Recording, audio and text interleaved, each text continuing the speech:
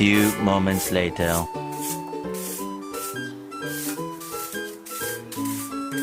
Alvin, nak. Bakit po, ma'am? Sige na, nak. Okay na yung ginawa mo. Pwede ka nang umuwi. Tsaka, sabay mo na rin pala to sa pag-uwi mo. Huh? Bakit po, ma'am? Wala. Basta, dalay mo na sa pag-uwi mo, ha? Sige po, ma'am.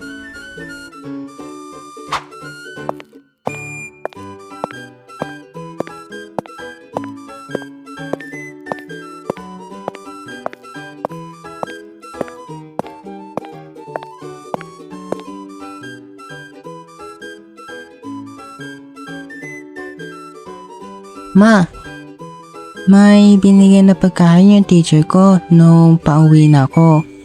Ay, bakit daw? Hindi ko rin maalam kung ano yung rason kung bakit.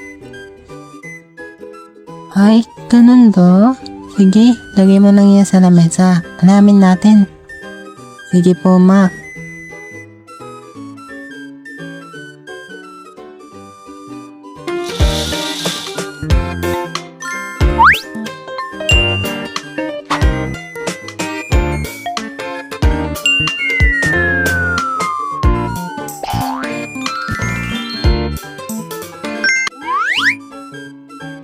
Pasukan na! Nakahanda na ba yung mga school supplies ninyo? Kasi ako, abay oo. And yes, nag-aaral pa rin ang Kuya Alvin ninyo. At nandito ako ngayon sa inyo para ikwento sa inyo ang mga elementary moments ko nung elementary pa ako.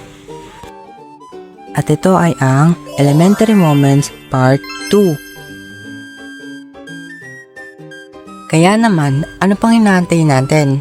Simulan na natin. Ano? Tara? So, nagsimula yung kwento na to no tinus ako no isang week.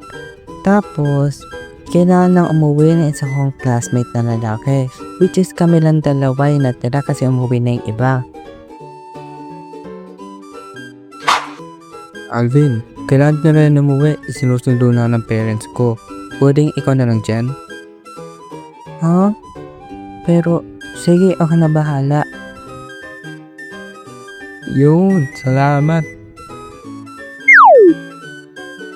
Wow, ang bait naman ng bata na to. Pero pagka nasa bahay yan, hindi yan gagawa ng ganyan.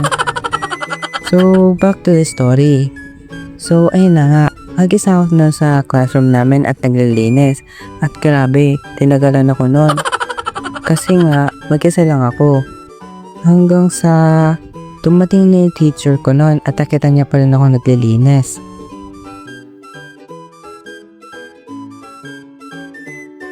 At dito na nag-start yung part kung saan lagi na akong binibigyan ng teacher ko every week ng iba't ibang pagkain. At ako naman itong mahiyain ay tinatanggap ko na lang kasi nahiya rin akong tumanggi. Akala ko noon ay isang beses lang mangyayari yon.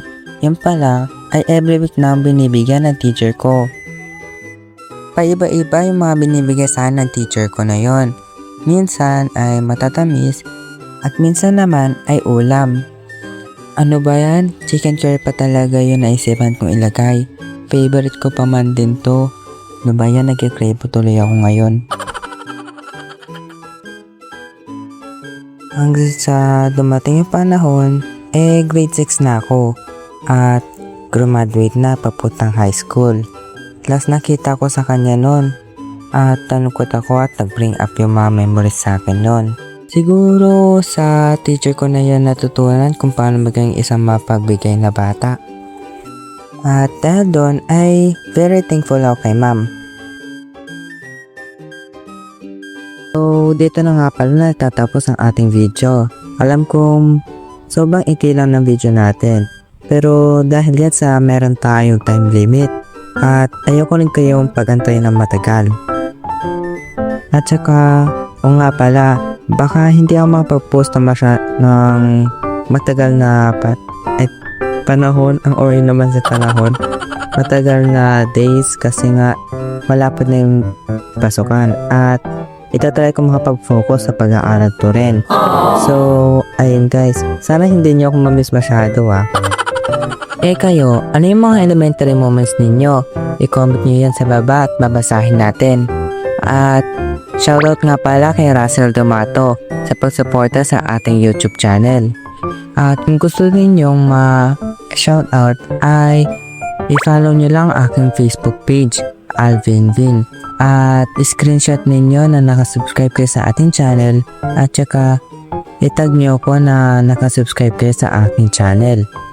O di naman kaya ay i-message nyo na lang ako sa TikTok showing ng inyong screenshot na nakasubscribe kayo sa ating channel.